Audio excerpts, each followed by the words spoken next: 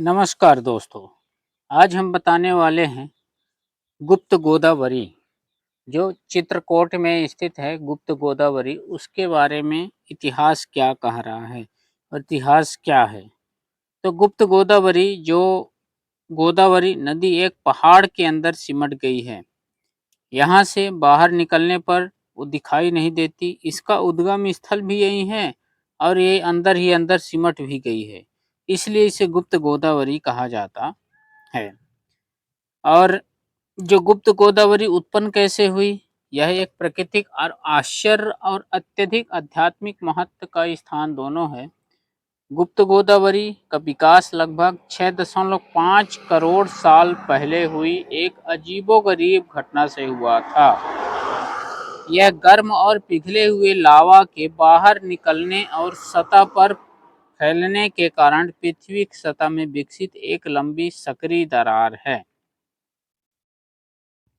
गुप्त गोदावरी में कौन सी नदी है? तो मध्य प्रदेश चित्रकूट से गुजरती गुप्त गोदावरी गुफाएं अपने राज्य और पौराणिक कथाओं से प्रसिद्ध। मध्य प्रदेश के जिले चित्रकूट से एक रहस्यमयी नदी बहती है जो खुद में कई इतिहास, राज, किस्से और बरसों पुराना इतिहास छुपाए बैठी है। तो गुप्त गोदावरी चित्रकूट से 18 किलोमीटर दूर है। यहाँ दो गुफाएं स्थित हैं। पहली गुफा चौड़ी है और ऊंची है, दूसरी गुफा लंबी और सकरी है।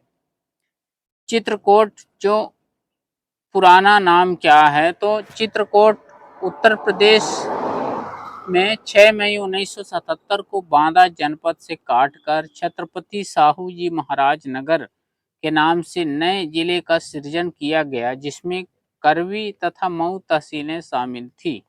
कुछ समय बाद 4 सितंबर 1998 को जिले का नाम बदलकर चित्रकूट कर दिया गया। तो चित्रकूट की फेमस चीज़ें जो आप आकर चित्रकूट में, यहाँ जो कुछ चीज़ें फेमस हैं, जैसे पहला हो गया रामघाट, दूसरा हो गया गुप्त गोदावरी गुफाएं, तीसरा हो गया लक्ष्मण पहाड़ी, चौथा हो गया कामतगिरी मंदिर जिसको कामतानाथ मंदिर भी बोलते हैं, पांचवा हो गया हनुमान धारा, छठवां हो गया स्फटिक शिला, सातवां हो गया भरतकूप और आठवां हो गया वाल्मीकि आश्रम। तो इन 8 स्थानों पर आकर आप अच्छे से दर्शन कीजिए और खूब मजे लीजिए। तो चित्रकूट का रहस्य यही है। चित्रकूट का राजा जो था, चित्रकूट के करवी जिला मुख्यालय अंतर्गत तेरोहा में स्थल एक समय यहाँ के सुरकी सम्राट राजा रामकृष्ण सुजुदेव के दरबार में बीरबल और तानसेन तक आते थे। तो चित्रकूट नाम क्यों पड़ा?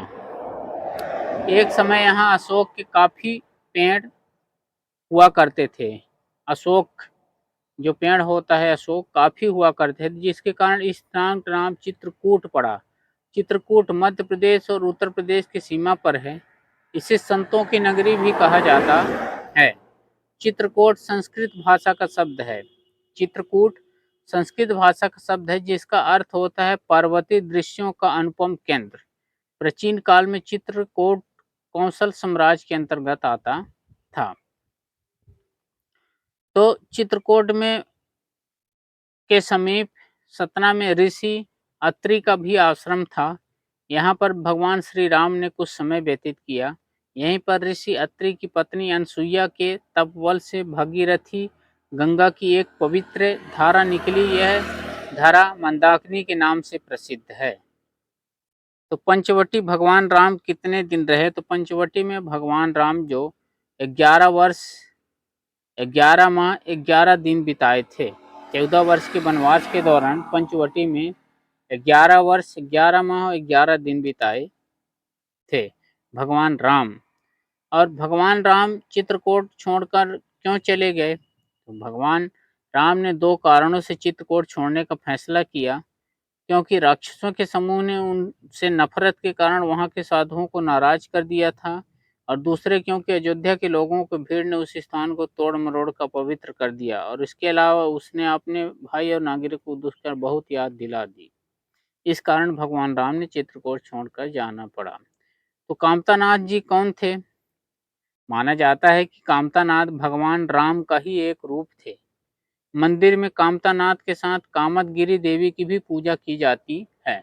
उनको कामतगिरी पर्वत, कामतगिरी गुफा, ये मंदाकिनी जो होती है, तो कामतानाथ उसी के रूप थे जो भगवान श्री राम थे, उन्हीं के रूप थे, है ना? तो कामत राम। तो चित्रकूट में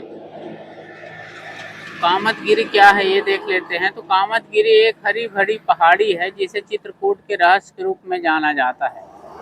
इसे मूल चित्रकूट के रूप में भी जाना जाता है और माना जाता है कि देवी सीता, भगवान राम और लक्ष्मण का निवास स्थान है। ऐसे कई मंदिर हैं जो परिक्रमा के 5 किलोमीटर पथ पर क्या है, स्थित है। ठीक है, तो 5 किलोमीटर का परिक्रमा है जो कामतगिरी पर्वत है। 5 किलोमीटर को पूरा करने के बाद लगभग 1.5 से 2 घंटे का समय लगता है। आप परिक्रमा कर सकते हैं और इसी घाट पर स्नान करके कामत मंदिर, नाथ मंदिर में भगवान के दर्शन कर सकते हैं। कामतगिरी परिक्रमा हनुमान धारा के ऊपर भी सीता रसोइयाँ हैं, और इसी पर्वत के तल पर कामतानाथ का मंदिर स्थित। विंध्य पर्वत पर हनुमान धरा में हनुमान जी की एक विशाल मूर्ति के सामने तालाब में झरने से पानी गिरता है।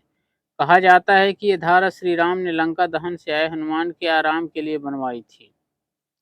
ठीक है दोस्तों, तो वीडियो कैसा लगा लाइक शेयर कमेंट जरूर करें। चैनल पे नए हैं सब्सक्राइब कर दें। Thank you for watching this video.